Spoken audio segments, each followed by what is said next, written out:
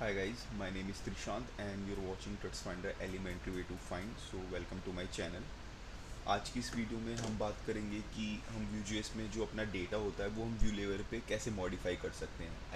हमारा कुछ API से डेटा आ रहा है और वो हमें सिंपली डिस्प्ले कराना है और उसमें कुछ एनहेंसमेंट करके दिखाना है। सपोज हमें उसे अपर केस में दिखाना है, लोअर केस में दिखाना है या फिर कॉमा सेपरेटेड दिखाना है, तो वो सब हम Vue.js में कैसे अचीव कर सकते हैं। वो हम Vue.js में फ़िल्टर्स की हेल्प से अचीव कर सकते हैं कि सपोज़ हम कोई भी फ़िल्टर बनाएंगे और उस फ़िल्टर को यूज़ करेंगे एंड वो वर्क करेगा, तो हमारा जो व्यू लेयर पे डेटा होगा वो हमें थोड़ा एनहेंस वे में दिखेगा। ये सिर्फ क्या करता है कि जो हमारा डोम लेवल पे डेटा होता है ना उसी को इफेक्ट करता है, अदरवाइज ये जो हमारा डेटा एरे में होता है ना उसको कुछ इफेक्ट नहीं करता है। सिर्फ हमें व्यू लेयर पे डिस्प्ले कराने के लिए ही डेटा को चेंज करता है और इससे ज़्यादा ये कुछ भी नहीं करता। तो अब हम इसे ना प्रोग्राम की हेल्प से समझते हैं कि ये फ़िल्टर्स वर्क कैसे करता है, ठीक है। बट उससे पहले मैं आपको बता देता हूँ कि फ़िल्टर्स एक्चुअली व्यू टू और व्यू थ्री में क्या डिफरेंस आया है अभी। जब हम पहले व्यू टू में यूज़ करते थे वर्जन टू में, तो उसमें सिंपली हम फ़िल्टर्स को यूज़ कर पाते थे, ठीक है। बट अभी ऐसा हुआ है कि व्यू थ्री में फ़िल्टर्स को डिप्रिकेट कर दिया गया है। तो अब उसका सॉल्यूशन क्या है कि हम व्यू थ्री में फ़िल्टर्स को कैसे अचीव कर सकते हैं। तो मैं वो भी आपको बताने वाला हूँ कि हम व्यू टू में कैसे करते थे और व्यू थ्री में अब उसको कैसे अचीव कर पाएंगे, ठीक है। तो अभी हम अपने कोड की साइड चलते हैं। हम यहाँ पे अपने कोड में आते हैं। मैंने ना यहाँ पे एक्चुअली ऑलरेडी आप देख पाएंगे फ़िल्टर्स बना के रखे हुए हैं, ठीक है। और मैंने एक ग्लोबली बना के रखा हुआ है फ़िल्टर्स। इसके लिए हमें कोई भी लाइब्रेरी यूज़ नहीं करनी पड़ती, कुछ भी यूज़ नहीं करना पड़ता, क्योंकि ये व्यू की ऑलरेडी हमें फंक्शनलिटी मिलती थी, ठीक है। तो अभी जो मेरा प्रोजेक्ट है करंटली मैं व्यू थ्री पे यूज़ कर रहा हूँ, ठीक है। क्योंकि व्यू टू जो है ये हमारे इस दिसंबर में डिप्रिकेट होने वाला है, मतलब वो कोई अपडेट्स नहीं देंगे हमें आगे फिर उसके। तो इसलिए हम व्यू थ्री ही ज़्यादा रिकमेंड करते हैं और वही यूज़ करते हैं। तो अभी मैंने व्यू थ्री ही यूज़ कर रखा है, तो मैं इसमें फ़िल्टर्स तो यूज़ कर नहीं सकता, ठीक है। बट मैंने एग्जाम्पल के तौर पे आप लोगों को फिर भी बताया हुआ है कि हम व्यू टू में कैसे यूज़ करते थे फ़िल्टर्स को। आप यहाँ देख पा रहे होंगे, पहले मैंने व्यू इंपोर्ट किया है यहाँ पे एंड ये व्यू डॉट फिल्टर नाम का रहता था हमारा एक। मैंने वो यूज़ किया है एंड देन कैपिटलाइज जो मेरा फ़िल्टर का नाम मैं रखना चाहता हूँ कि मैं बार बार कॉल कराने के लिए क्या यूज़ करूँगा, तो मैं कैपिटलाइज का यूज़ करूँगा। फिर मैंने एक फंक्शन लिया है, उसमें वैल्यू पास हो रही है। वैल्यू जो हमें अपनी जहाँ से हम डेटा को चेंज कराना चाह रहे हैं ना, तो हम उस वैल्यू को हमेशा यहाँ पे भेजेंगे, ठीक है। और वो वैल्यू यहाँ से लेगा और फिर हमें रिटर्न करेगा उसे अपर केस में। यहाँ अपर केस कुछ भी आप कर सकते हैं, इवन कुछ कैलकुलेशन करके उसे आप फिर से रिटर्न करा सकते हैं। तो मैंने यहाँ सिंपली एक अपर केस का लिया है, ठीक है।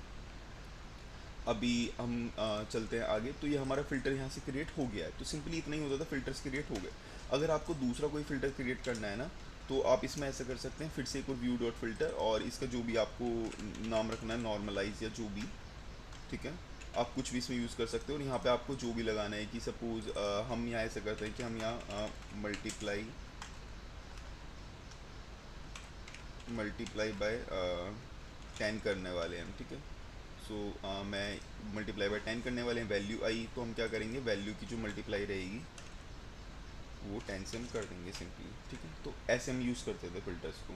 तो यही हमारे बेसिक्स कुछ फ़िल्टर्स होते हैं। फिर अभी तो हमने क्रिएट किए, ठीक है। अब फिर हम व्यू टू में नहीं इंपोर्ट कैसे करते थे। तो सिंपली आपको क्या करना होता था, यहाँ पे इंपोर्ट और जहाँ भी आपका फ़िल्टर्स का एड्रेस है,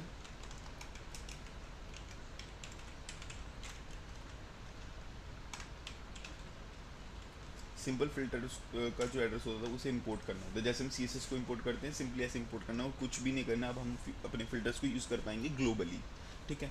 मैंने ये फिल्टर्स जो हैं ग्लोबली यूज़ किए हैं। अगर आपको ये लोकली भी करना है तो लोकली के लिए भी हम आपको बता देंगे कि लोकली कैसे होते हैं। तो हम व्यू टू के लिए एक अलग वीडियो डाल देते हैं कि हम व्यू टू में फ़िल्टर्स को लोकल एंड ग्लोबल दोनों तरीके से कैसे यूज़ कर सकते हैं फ़िल्टर्स।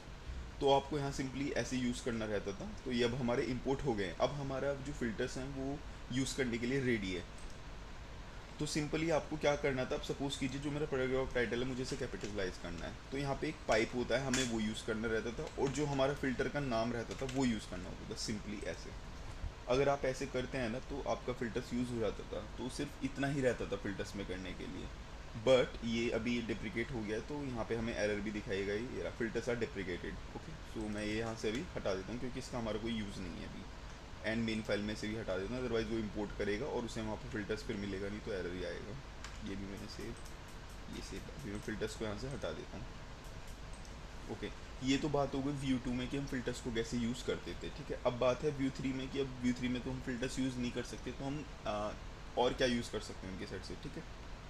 तो व्यू की आप माइग्रेशन गाइड पे जाएंगे तो वहाँ उन्होंने बता रखा है कि भाई व्यू टू में फ़िल्टर्स ऐसे यूज़ होते थे, एंड देन उन्होंने जो वर्जन 3 है उसमें बता रखा है कि filters are removed and no longer supported. ठीक है। सो उन्होंने खुद ही से ही बोला हुआ है कि हम आपको रिकमेंड करते हैं कि आप कंप्यूटेड प्रॉपर्टी या मेथड कॉल्स का यूज़ करें।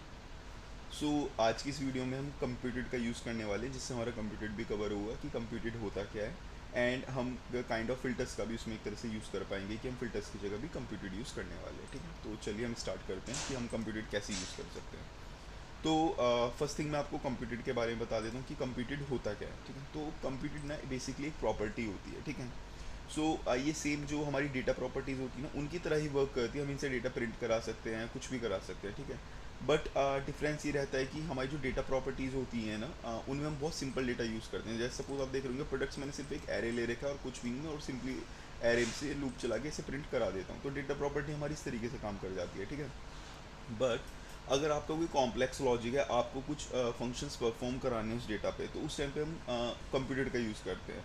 कॉम्प्लेक्स बोले तो कि जैसे आपको उसमें जितने भी, जैसे सपोज प्राइस है तो प्राइस को मुझे सबको 10 से मल्टीप्लाई कराना है, या फिर टाइटल है, टाइटल को मुझे अपर केस में लेना है, तो उस केस में आप यहाँ क्या करेंगे, यहाँ पे आप अपर केस वगैरह यूज़ नहीं कर सकते। अदरवाइज फिल्टर्स होता तो मैं यहाँ पे पाइप लगा के यूज़ कर सकता था फिल्टर्स को, बट अभी मैं यूज़ नहीं कर सकता। ठीक है। उसके लिए मैं यहाँ पे कंप्यूटर प्रॉपर्टी का यूज़ करने वाला हूँ, तो मैं आपको उसका यूज़ दिखाता हूँ कि वो होता कैसे है। मैंने यहाँ पहले मैं कंप्यूटर प्रॉपर्टी ले लेता हूँ एक। ओके, कंप्यूटर लिया मैंने। अभी यहाँ मैं एज अ फंक्शन ही मतलब उसका नेम डिक्लेयर करने वाला है। जैसे हम यहाँ प्रोडक्ट्स यूज़ कर रहे हैं, तो ऐसे ही हम क्या यूज़ अपना डेटा वेरिएबल यूज़ करेंगे। तो मैं यहाँ पे फ़िल्टर डेटा करके ले लेता हूँ। ठीक है। ये बहुत ही सिंपल चीज़ है, बहुत ईजी चीज़ है ये। तो फ़िल्टर डेटा मैंने यहाँ पे लिया। अभी मुझे मॉडिफाई कौन सा डेटा कराना है, प्रोडक्ट्स डेटा को, और प्रोडक्ट्स के अंदर जितने भी मेरे टाइटल आएंगे ना, मैं उन्हें कैपिटलाइज कराने वाला हूँ। ठीक है। तो मैं क्या करता हूँ, उस पर फॉर ईच लूप चलाऊँगा। ठीक है। एंड अभी मैंने ये प्रोडक्ट मेरा एलियास हो गया। ठीक है। तो मैं क्या करूँगा, प्रोडक्ट का जो मेरा टाइटल आ रहा है ना, क्योंकि हमें टाइटल को ही कैपिटलाइज करना है, तो प्रोडक्ट डॉट टाइटल डॉट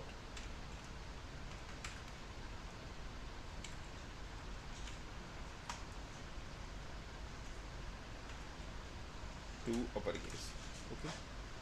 अभी मेरा क्या हुआ कि जो हमने प्रोडक्ट का टाइटल था वो अपर केस में कर दिया है। ठीक है। तो अभी आप देख पा रहे होंगे कि मेरा ये कैपिटलाइज तो हो गया है, बट मुझे ना इसको असाइन भी करना है अभी। तो मैं प्रोडक्ट डॉट टाइटल को प्रोडक्ट डॉट टाइटल के इक्वल कर देता हूँ, तो मेरा प्रोडक्ट डॉट टाइटल क्या होगा, वो अपर केस में हो जाएगा। ठीक है। बट अभी आप देख रहे होंगे हमें एरर दे रहा है, क्यों? क्योंकि हमें ना कंप्यूटर प्रॉपर्टी में हमेशा डेटा को रिटर्न कराना होता है। तो अब मैं क्या करूँगा, जब मेरा दिस डॉट प्रोडक्ट्स मतलब हो गया ढंग से, तो मैं उसे रिटर्न करा दूंगा। ओके, मैंने यहाँ रिटर्न करा दिया। अभी क्या, मेरा डेटा हो गया सेव और ये वर्क कर रहा है अभी। ठीक है, कंप्यूटर। बट अभी हमें डेटा शो नहीं होगा, क्यों? क्योंकि अभी हम प्रोडक्ट्स को यूज़ करते हैं, कर रहे हैं। बट हमें करना है फिल्टर डेटा को यूज़, तो मैं यहाँ से फिल्टर डेटा लूँगा और सिंपली यहाँ पे कॉपी कर दूँगा। पहले मैं आपको दिखा देता हूँ सेव नहीं किया है अभी मैंने। यहाँ पे आप देख पा रहे होंगे अभी मेरी क्या है, देखो मैकबुक देखिए आप, कैसे आ रहा है, स्मॉल में भी आ रहा है, कैपिटलाइज में भी आ रहा है। ठीक है, काइंड ऑफ कैमल केस में आ रहा है, सैमसंग भी, माइक्रोसॉफ्ट भी। रिफ्रेश कर देते हैं फिर से, तो देखिए सैमसंग, आईफोन। अब हम इसको कैपिटलाइज करने वाले हैं, तो मैं से एकदम से अभी सेव कर देता हूँ। ओके, अभी हमने यहाँ पे भी अपना फिल्टर्स डेटा कर दिया है। ठीक है, और हमारा फिल्टर्स डेटा है कंप्यूटेड प्रॉपर्टी से फिल्टर होके आएगा अपर केस होके। ओके, यहाँ पे अपर केस की स्पेलिंग मिस्टेक है। ओके, नॉट्स फाइन। ठीक है, अभी मैंने सेव किया है, एंड अभी मैं अपने ब्राउज़र में जाता हूँ, चेक करता हूँ कि क्या आउटपुट हमें मिलता है। ओके, आप यहाँ पे देख पा रहे होंगे कि हमारा जितना भी डेटा था वो सब कैपिटलाइज हो गया है। ठीक है, with the help of computed properties instead of filters, because हम व्यू 3 में यूज़ नहीं कर सकते फिल्टर्स को। तो यहाँ पे हमारा कैमल केस से सारा कैपिटलाइज हो गया है। तो ये डेटा ना सिर्फ हमारा व्यू लेयर पे ही चेंज हुआ है। हमारा जो अभी एपीआई से डेटा आ रहा है उसमें कुछ भी चेंज नहीं हुआ है। वो अगर मैं और कहीं डिस्प्ले कराना चाहूँ तो वो आज भी वैसे ही डिस्प्ले होगा। ठीक है, बट मैंने कंप्यूटर के थ्रू यहाँ पे किया है, तो वो ऐसे अभी डिस्प्ले हो रहा है हमें। ठीक है, तो क्यों? क्योंकि जो हमारा फिल्टर्स थे वो वी आई लेवल पे काम करते थे, और ये भी अभी वी आई लेवल पे ही काम कर रहे हैं। तो अभी हमने इतना कर दिया है ये सब। ठीक है, कंप्यूटेड में इतना ही था बेसिक सब। नेक्स्ट वीडियो में हम आते हैं और कोई अच्छी वीडियोस लेके, एंड तब तक के लिए थैंक यू एंड बाय।